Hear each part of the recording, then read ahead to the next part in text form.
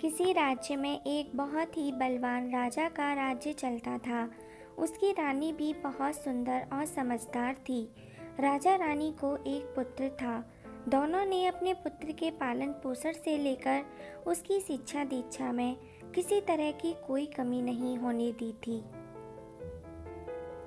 राजकुमार भी बहुत सुंदर था। उसका व्यवहार विनम्र था और वह एक सुयोग्य पुत्र व राजकुमार था। कई पड़ोसी राज्यों के राजा राजकुमार से अपनी पुत्रियों का विवाह कराना चाहते थे।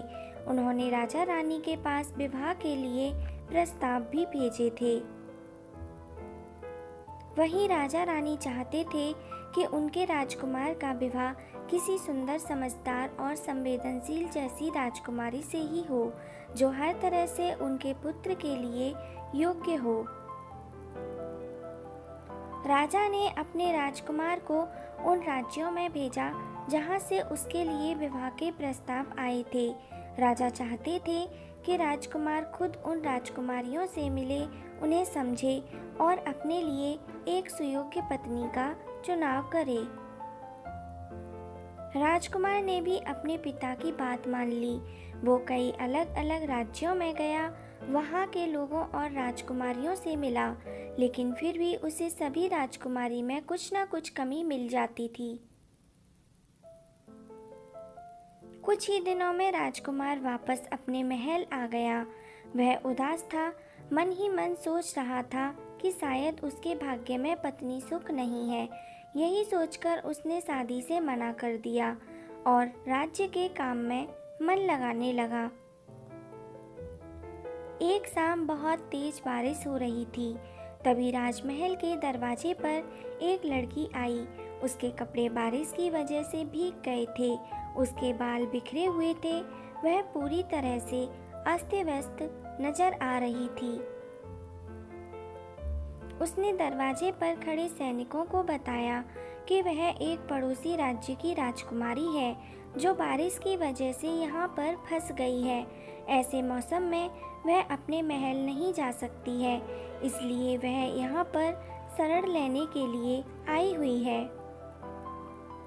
लेकिन उस लड़की की हालत देखकर उन्हें यकीन नहीं हो रहा था कि वह कोई राजकुमारी है। उन्होंने राजा रानी को उस लड़की की बात बताई।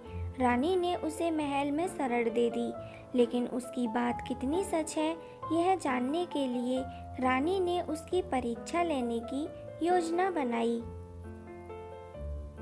रानी ने उस लड़की के सोने के लिए एक पलंग सजाया, जिस पर 20 मुलायम गद्दे बिछाए, फिर उसके ऊपर से एक रेशम की चादर बिछा दी। रानी ने बड़ी ही चतुराई से उस रेशमी चादर और 20 गद्दों के नीचे एक मटर का दाना भी रख दिया और फिर उसी बिस्तर पर लड़की को सोने के लिए कहा। अगले दिन जैसे ही वह लड़की अपने सोने के कमरे से बाहर आई, तो रानी ने बड़े ही बेसब्री से उससे पूछा कि उसे रात में नींद कैसी आई। इस पर उस लड़की ने कहा वह पूरी रात नहीं सो पाई है, उसे उसके बिस्तर पर कुछ चुभ रहा था। यह सुनकर रानी को यकीन हो गया कि वह लड़की सच कह रही है, वह कोई राजकुमारी है। तभी उसे 20 गद्दों के नीचे रखा एक मटर का दाना भी चुभ रहा था और वह बहुत ही संवेदनशील राजकुमारी भी है। रानी ने उसी वक्त उस राजकुमारी से अपने राजकुमार के विवाह का निर्णय कर लिया। राजा रानी खुद उस राजकुमारी को उसके राज्य में छोड़ गए और वहां पर जाकर उन्होंने उसके राजपिता से शादी का प्रस्ताव भी रखा। उस राजकुमारी व उसके पिता ने उसे सहर्ष स्वीकार कर लिया और राजकुमार और राजकुमारी का विवाह करवा दिया गया।